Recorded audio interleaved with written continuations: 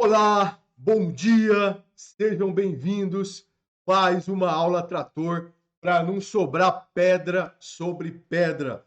Mandem um feedback aí no chat se está tudo ok, com o som e com a imagem. O tema de hoje é o tema da aula 14.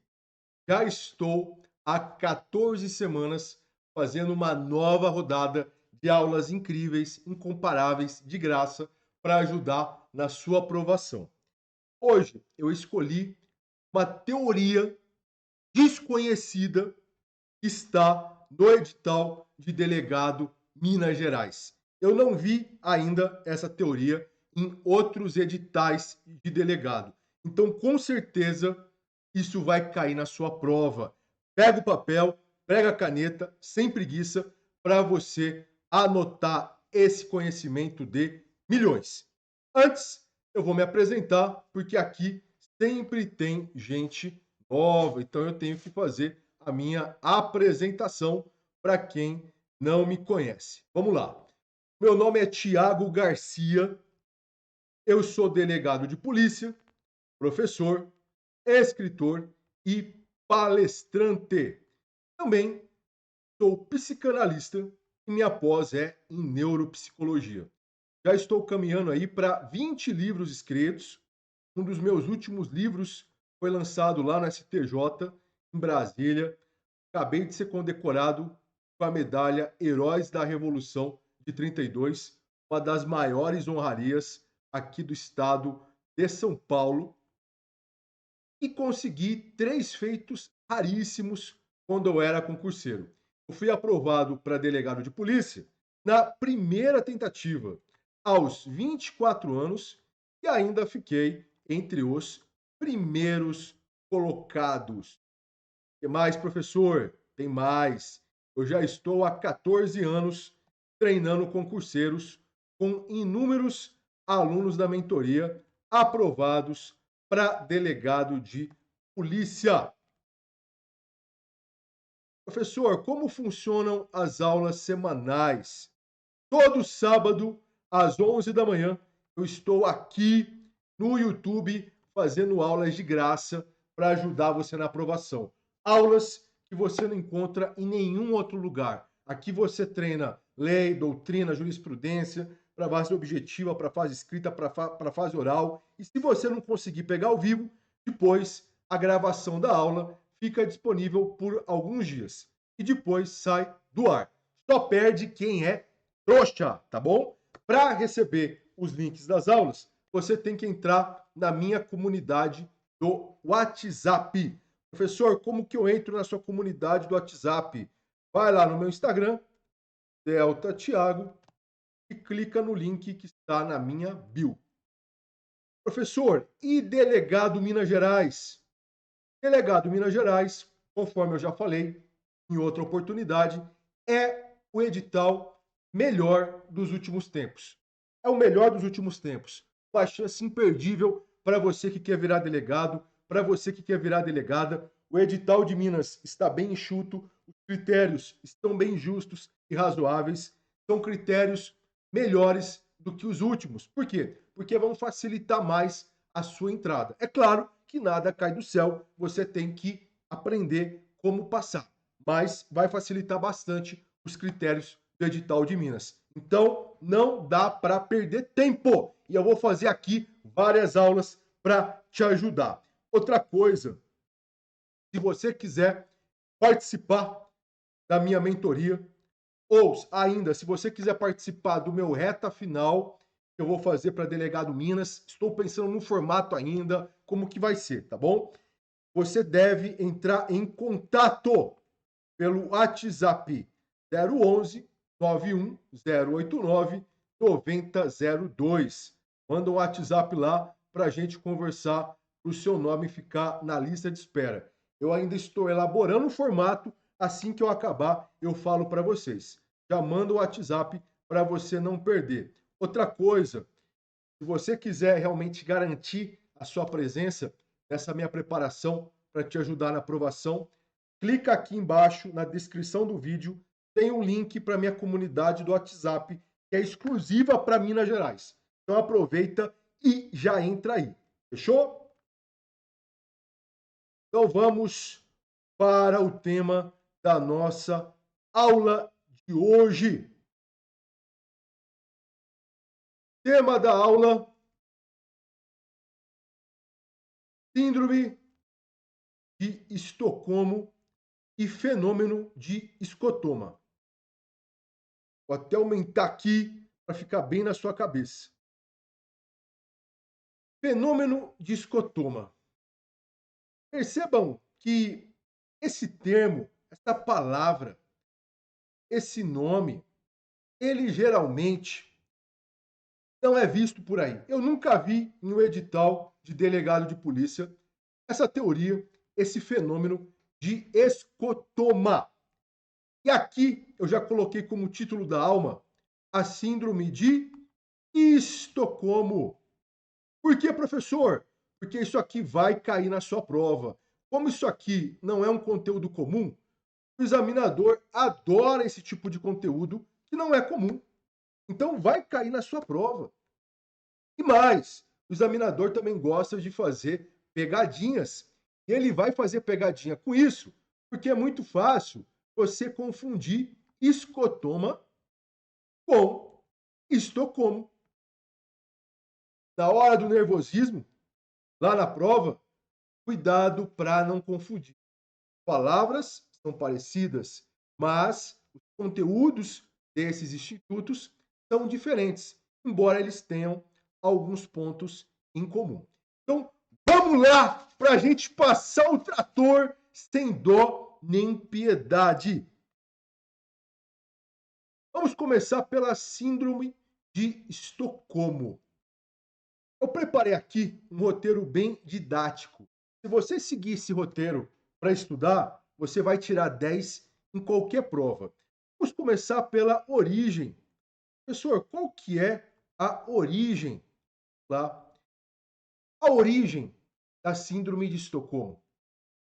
Mas antes de entrar na origem, é fundamental lembrar que quando nós estamos falando de síndrome de Estocolmo e de fenômeno de escotoma, nós estamos dentro do quê? De criminologia, matéria deliciosa. Criminologia.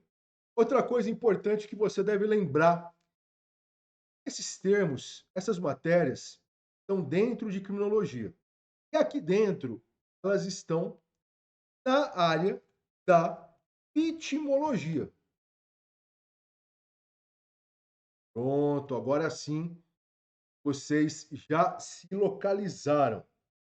Pois bem, então em relação à síndrome de Estocolmo, vamos começar pela origem, o nascimento dela. A raiz da síndrome de Estocolmo está na cidade de Estocolmo, lá na Suécia. É lá que surge a síndrome de Estocolmo. Professor, qual que é a data de surgimento da síndrome de Estocolmo? Década de 70, 1973. Lá na Suécia, em Estocolmo, nessa data, aconteceu um fato que depois originou a síndrome de Estocolmo. Muito bem, professor. Então, a data 1973.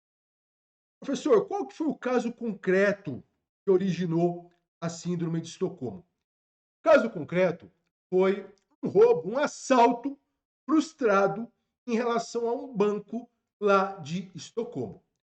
Criminosos elaboraram esse plano, só que falharam na execução. E eles acabaram ficando presos dentro do banco. Em razão disso, eles pegaram algumas pessoas como reféns. A polícia chegou e teve início uma negociação que durou um período relevante, razoável de tempo. Então, é nesse contexto que depois surge a síndrome de Estocolmo. Professor, já entendi então o contexto. Foram roubar o banco, o assalto não deu certo, a polícia chegou, pegaram alguns reféns e começaram as negociações com o negociador, com o grupo tático, etc. Tá? Então, para você imaginar, para ficar fácil na sua cabeça, como que seria esse cenário hoje em dia. E aqui, dentro desse tema,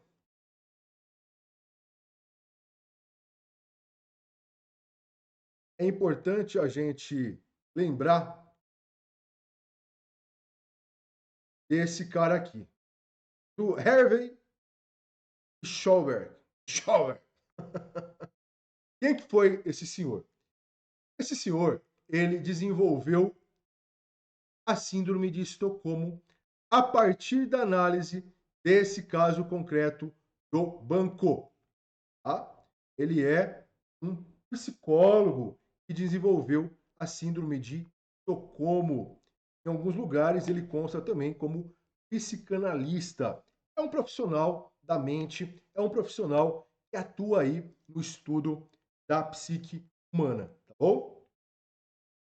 Em que consistiu esse fenômeno de Estocolmo, professor? Lá.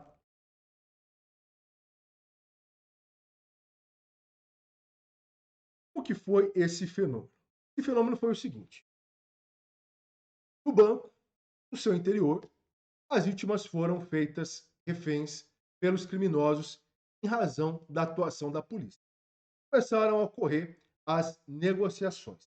E nesse contexto, depois verificaram que as vítimas, os reféns, tinham criado alguns laços afetivos, laços de afinidade com os criminosos. Tanto é que, em determinado momento, os próprios reféns acabaram se colocando como escudos para a proteção dos criminosos. Logo depois desse fato, houve também a divulgação de notícia no sentido de que uma das reféns teria se apaixonado por um dos sequestradores. Essa pessoa, essa mulher, teria dito que queria manter depois um relacionamento com ele, afetivo, amoroso. Então, vejam que se percebeu que as vítimas criaram, então, essa visão sentimental em relação aos seus algozes, uma proximidade, um vínculo sentimental. E por que acontece esse fenômeno? Porque é um paradoxo. Ora, se o criminoso fez um mal para mim, cerceou a minha liberdade, se o criminoso está infringindo a lei, se ele está armado, se ele está contra a polícia, se ele está contra o Estado, se ele fez eu ficar abalado, se ele me feriu, como que eu posso desenvolver um sentimento por ele? Como que surge esse apego? A partir desse fenômeno, estudiosos começaram a desenvolver algumas teses para explicar a síndrome de Estocolmo, porque a síndrome de Estocolmo é isso. Eu desenvolvo um afeto, um sentimento bom em relação ao meu algoz, em relação ao criminoso. Esse é o resumo que explica a síndrome de Estocolmo. E por que isso acontece? Foram levantadas várias ideias para explicar a síndrome de Estocolmo. Entre elas, a ideia que diz que nesses momentos de crise, nesses momentos de tensão, nessas horas de pânico, as pessoas querem colocar um fim nesse tormento, nesse inferno. Então elas torcem para que ocorra tudo da melhor forma possível.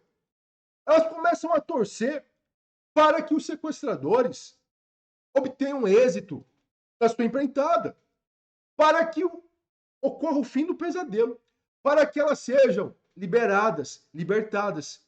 Então, a partir do momento que eu começo a torcer para que dê certo o plano do sequestrador, a partir do momento que eu começo a colaborar, a atuar para que dê certo o plano dele, para que ele consiga escapar, para que ele consiga ser liberado ou para que ele consiga se render, a partir do momento que eu estou conjugando esforços para que dê certo para ele, eu começo a criar um vínculo com ele. Eu começo a tentar ajudá-lo. Eu começo a mudar a minha percepção e a minha visão. Em razão da tensão, em razão do estresse, em razão do medo, em razão da ansiedade, em razão do nervosismo. É um momento muito peculiar de um choque psíquico, de um choque emocional.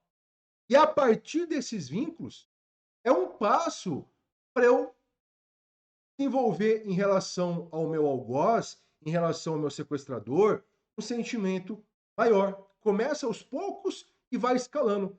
Tomara que dê tudo certo, tomara que ele consiga realizar o objetivo dele para que eu seja liberado. Daqui a pouco, puxa, coitado, não faz sentido a polícia aqui entrar e matar ele, não faz sentido o sniper matar ele. Ele pode ter uma família, ele errou, mas todo mundo é humano e eu vou tentar ajudar de alguma forma. Então percebam que o laço afetivo vai aumentando.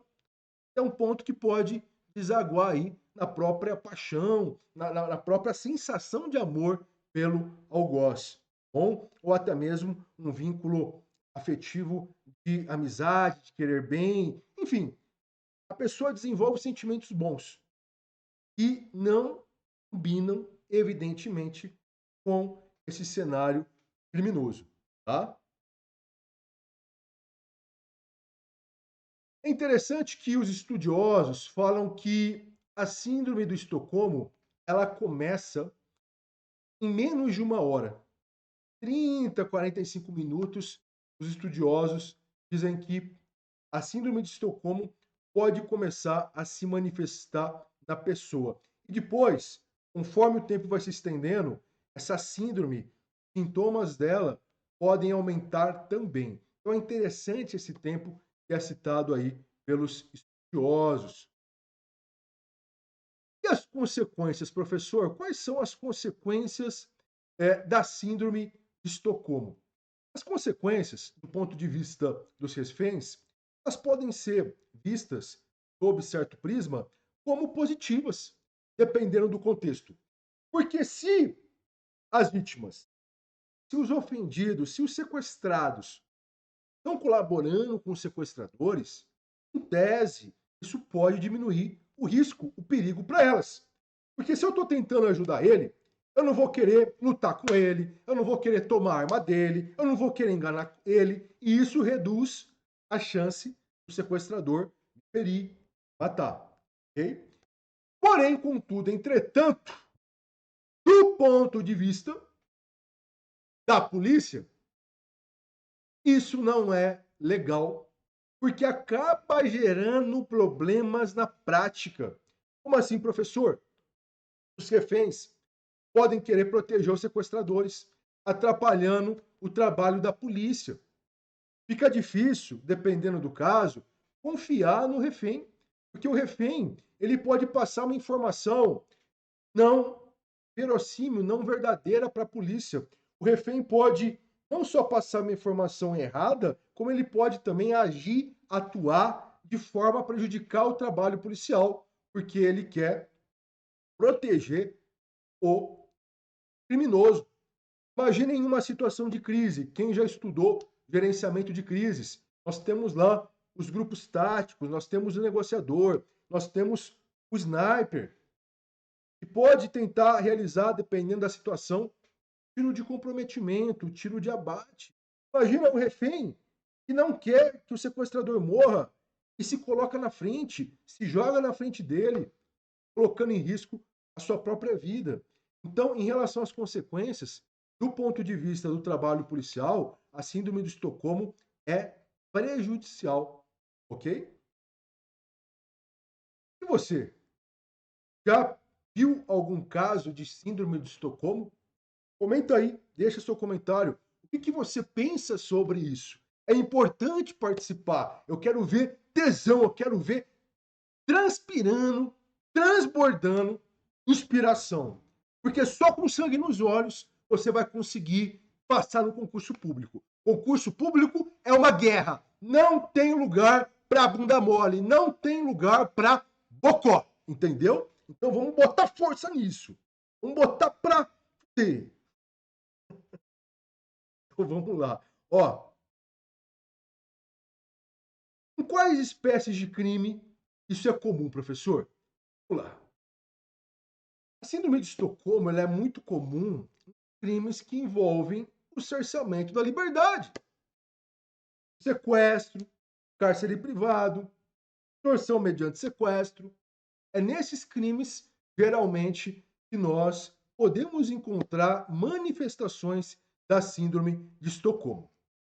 Professor, maravilha! Consegui entender, consegui rever e provavelmente consegui aprofundar, porque muita gente só lembra que a síndrome de Estocolmo é desenvolver um sentimento afetivo, positivo em relação ao gosto. Não é só isso. Gostaram, né? Da minha definição de síndrome de Estocolmo. Aqui também é tratorzão doutrinador! Que saiu aqui, voltou. Vamos lá. Agora passemos para fenômeno de escotoma. Primeiro, eu defini a síndrome de Estocolmo antes de entrar no fenômeno de Estocolmo, para a gente conseguir ver os paralelos, para a gente conseguir entender os pontos semelhantes. Vamos começar aqui, então, pela origem da palavra. Professor, qual que é a origem dessa palavra, fenômeno de escotoma? A origem é o grego. Lembrem, Sócrates, do Platão, do Aristóteles, a teoria da caverna, do oráculo, e reconheceu Sócrates como o homem mais sábio, só sei que nada sei, eu também amo filosofia. Abre muito a cabeça. Então, origem da palavra escotoma vem do grego, que significa escuridão. Escuridão. Escotoma também é um termo, é uma palavra que é tratada na medicina. Por quê? Porque é um fenômeno, é um problema de saúde, mais especificamente relacionado à oftalmologia, problema relacionado o quê? Os olhos, a nossa visão, tá? Além disso, também encontramos esse tema na psicologia. Na psicologia, escotoma é um termo geralmente usado para se referir a traços do indivíduo que ele não consegue perceber, que ele não consegue enxergar nele mesmo. Por exemplo, também, outra situação muito comum é a distorção que o sujeito tem em relação ao mundo. Ele não consegue ver coisas que as outras pessoas conseguem enxergar. Seria um sentido psicológico, tá? E na medicina, o escotoma é um fenômeno, como eu falei, ligado à visão, aos olhos. Então, qual que é o significado de escotoma na medicina? Escotoma na medicina significa a perda total ou parcial da visão em relação a determinado ponto. É como se a pessoa enxergasse um ponto cego. Perda total ou parcial da visão. Ponto cego. Escotoma também é chamado de cegueira momentânea. Então, do ponto de vista da oftalmologia, do ponto de vista da medicina, é esse o significado. Uma perda em relação a determinado ponto da visão. E aí, obviamente, isso vai prejudicar a visão da pessoa, porque ela não vai conseguir enxergar direito o objeto, a coisa, ok? Muito bem. E o que escotoma tem a ver com a criminologia? Por que esse fenômeno de escotoma passou a ser discutido, professor, dentro da criminologia? Aqui dentro da criminologia, podemos avaliar o fenômeno de escotoma principalmente sob dois enfoques. A doutrina cita, por exemplo, o crime de estelionato para falar do fenômeno de escotoma. Por quê? Porque no crime de estelionato, Em alguns casos, o sujeito quer ludibriar, quer passar a perna no outro. E aí, em razão da ganância, ele acaba tomando o golpe. Ele não passa a perna, passam a perna nele. Então, ele queria enganar, mas ele acaba sendo enganado. Vamos lembrar, por exemplo, da situação do agente que quer comprar uma coisa por um preço que está muito abaixo, a coisa vale muito mais, só que ele quer comprar um preço vil para tirar vantagem, tirar proveito às custas de outro. E aí, depois, no final da transação, ele acaba sendo enganado e percebe que o objeto não tem valor nenhum e ele acaba sofrendo um prejuízo, não outra pessoa. Então, veja que, nesse caso, houve também um tipo de cegueira da parte dele. Agora, um outro enfoque, uma outra vertente que pode receber também o fenômeno de escotoma diz respeito à vertente, principalmente, dos crimes de violência doméstica e familiar contra a mulher, crime de violência psicológica, por exemplo, os crimes que estão aqui dentro desse contexto. Por quê? Porque nesse contexto é muito comum a vítima negar, comum a vítima negar ou minimizar o crime cometido contra ela. Então, o que acontece? Muitas vezes, infelizmente, a vítima pode simplesmente achar que é normal. Ela acredita que é normal aquele tratamento que o agressor pratica contra ela, em razão do abalo emocional, em razão da dependência financeira, em relação em razão da pressão social. Então, são vários fatores que podem gerar uma distorção em relação à percepção da vítima. Como eu falei, pode ser o envolvimento emocional. A vítima é uma refém emocional do criminoso, porque eu amo ele, sou apaixonada por ele. Ele é meu marido, eu daria a minha vida por ele. Então, um sentimento muito intenso pode gerar distorção da realidade, a pressão social. Não, porque eu casei, eu tenho que ficar casada. Se eu divorciar, a sociedade vai passar a me ver com maus olhos. Então, eu tenho que me manter no casamento, eu tenho que segurar o casamento em prol da família. Pressão social, medo das consequências. Se eu denunciar, se eu levar esse caso para a delegacia, se eu registrar boletim, ele vai me matar. A vítima fica o quê? Medo do seu algoz. Então, todos esses cenários podem contribuir para uma distorção da realidade, podem contribuir para uma cegueira em relação ao crime praticado contra a vítima. Então, ele me maltrata, ele fala alto comigo, ele me xinga, mas é o jeito dele. A vítima normaliza algo que não é normal. Ah, ele me bateu, mas foi só um empurrão. Está normalizando a agressão física. Ou ainda, a vítima pode não enxergar que aquela situação vai conduzir ela, vai desembocar em um feminicídio, em algo mais grave, mas ela perdeu a percepção, ela não está conseguindo enxergar o perigo que o companheiro representa para ela. Ou ainda, pode acontecer de ser também um traço inconsciente. Inconscientemente, como uma forma de defesa, prefiro não enxergar a realidade. Eu não posso aceitar que eu sou maltratada. Eu não posso aceitar que eu sou tratada como objeto, como um traste. Então, inconscientemente, é como se eu não enxergasse para sofrer menos. É como se eu perdesse a minha percepção para sofrer menos, como uma forma de autodefesa. Deixa do jeito que tá, vai indo, eu vou levando, estou no mundo da lua, não estou com os pés no chão. Então vejam que várias circunstâncias, vários fatores podem contribuir para essa perda de visão em relação à realidade. Ok? Então, basicamente é isso.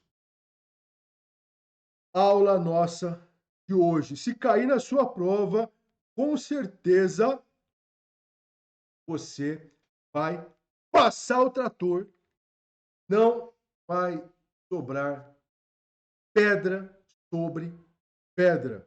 Porque se cair síndrome de Estocolmo ou se cair o fenômeno de escotoma, você vai passar o trator, tá bom? Lembrando, quem quiser participar do treinamento para delegado Minas Gerais, manda um WhatsApp para mim, 011 91089 9002. Manda o WhatsApp. E outra coisa, clica aqui embaixo para você entrar na nossa comunidade específica para delegado de Minas Gerais. Beleza? Como agradecimento, deixa aqui depois que acabar o vídeo, volta aqui na gravação, deixa um comentário para eu saber sua opinião sobre a aula, para eu me motivar para continuar trazendo para você o melhor conteúdo, o conteúdo de milhões. Então é isso. Bora passar o trator. Fiquem com Deus e até o próximo sábado.